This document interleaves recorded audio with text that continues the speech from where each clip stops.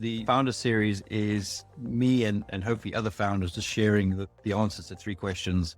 What was difficult? What was good? And what did we learn from the previous week? And hopefully this helps somebody else.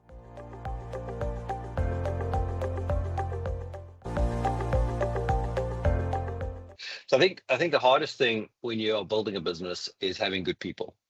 And when you have people and then people leave for whatever reason, it's hard to either replace what they were doing, or it's hard to realize what they were doing wasn't actually helpful.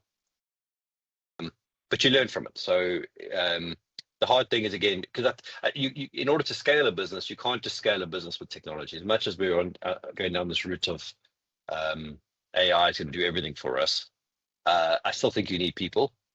And having had to replace people now in order to keep things going, it's been quite hard to do that.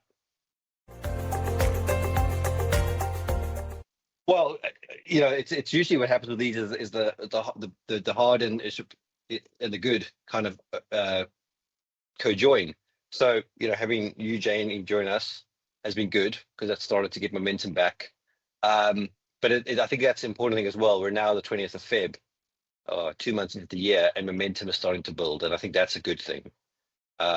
Constantly doing the right things in the right direction, you build momentum, and that's been good. So if I look back on the start of the year, even to the end of last year, things were pretty rough.